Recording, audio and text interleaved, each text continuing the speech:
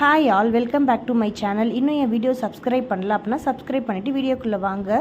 Convent ஸ்டாப்பிங்கில் Vijaya மண்டபத்தில் குறிஞ்சி metro பஜார் அப்படின்னு சொல்லி இந்த ஸ்டால் போட்டிருந்தாங்க. இது ஒரு மண்டபம் ஃபுல்லாகவே வச்சுருந்தாங்க.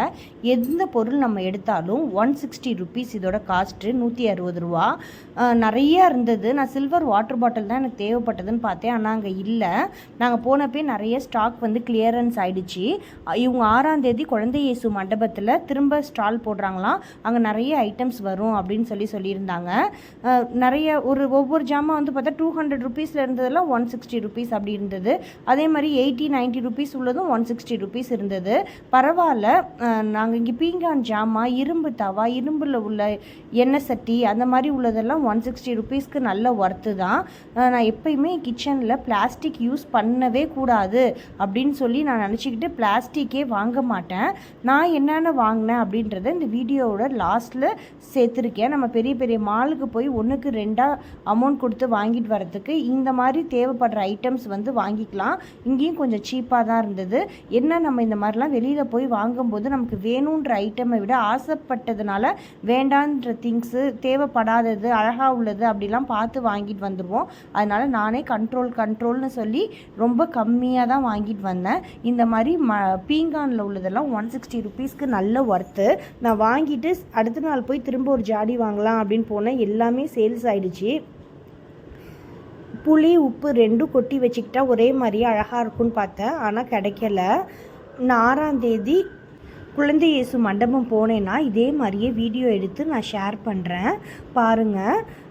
இந்த மாதிரி ஷாப்பிங் பண்ணிவிட்டு அப்படியே எல்லா பொருளையும் பார்த்துட்டு வரும்போது ஒரு ஹாப்பினஸ்ஸாக இருக்கும். கப்பன் சாசர் அதே மாதிரி 2 கிளாஸ் வந்து 160 ருபீஸ்க்கு நல்ல குவாலிட்டியாக இருந்தது, அதுவும் நான் வாங்கியிருக்கேன். செப்பல்லாம் மலை மாதிரி குமிச்சு வச்சாங்க. ஓவராலாக இந்த கடையை அப்படியே ஒரு மணி நேரம் போகிற சுற்றி வந்து வேணுன்ற பொருளை வந்து வாங்கியாச்சு. ஒரு தோசை திருப்பி, ஒரு கரண்டி, இந்த மாதிரி இருக்கிற ஐட்டமும் 160 சொல்லி போட்டிருந்தாங்க ரேட்டு. பாத்திரம்லாம் ரொம்ப லைட் வெயிட் இருந்ததுனால நான் சில்வர் பாத்திரம் எதுவுமே வாங்கலை. எப்படி மொத்தமாக வாங்கினாலுமே வாய் உடஞ்சிடுது, மூடியெல்லாம் திரிச்சு போயிடுதுன்றதுனால நான் பாத்திரம்லாம் எதுவுமே வாங்கலை. அலுமினியமும் நான் யூஸ் பண்ணவே மாட்டேன், ஆனால் இங்கே அலுமினிய பாத்திரம் நிறைய வச்சுருந்தாங்க. இங்கே வந்து இரும்பில் இருந்தது, ரொம்ப அழகாக இருந்தது பார்க்கவே. ஆனால் நான் எதுவும் வாங்கலை, என்கிட்ட இருந்ததுன்னு சொல்லிட்டு நான் வாங்கலை. அப்படியே ஓவராலாக இந்த கடையை வியூ பண்ணி காமிச்சிருக்கேன். மேட்டு, ஃப்ரிட்ஜு கவர், பெட் கவர், இந்த மாதிரி எல்லா திங்ஸுமே இங்கே இருந்தது. ஒரு வீட்டுக்கு தேவைப்படுற எல்லா திங்ஸையுமே வச்சுருந்தாங்க.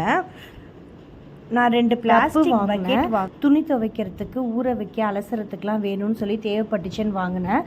நம்ம அழுக்கு ட்ரெஸ்லாம் போட்டு வைப்போம்ல பேஸ்கெட்டு, அதுவும் 160 ருபீஸ்க்கு நல்ல குவாலிட்டியாக இருந்தது. ஷூ, செப்பல் எல்லாமே நிறைய டிசைன்ஸில் வெரைட்டியாக வச்சுருந்தாங்க. இந்த மாதிரி இரும்பில் செஞ்சது 160 ருபீஸ். இது வந்து நல்ல யூஸ்ஃபுல்லாக இருந்தது. என்கிட்ட இங்கே இருந்தது முக்கால்வாசி எல்லாமே இருக்குது. குழிப்பணியார சட்டி, தோசைக்கல், சின்ன கிண்ணம், அது மாதிரி அருவா, சுத்தியல் எல்லாமே வச்சுருந்தாங்க. நம்ம வாங்குகிறோமோ இல்லையோ இந்த மாதிரிலாம் போய் வேடிக்கை பார்த்துட்டு வரதே ஒரு பெரிய ஹாப்பினஸ் தான்.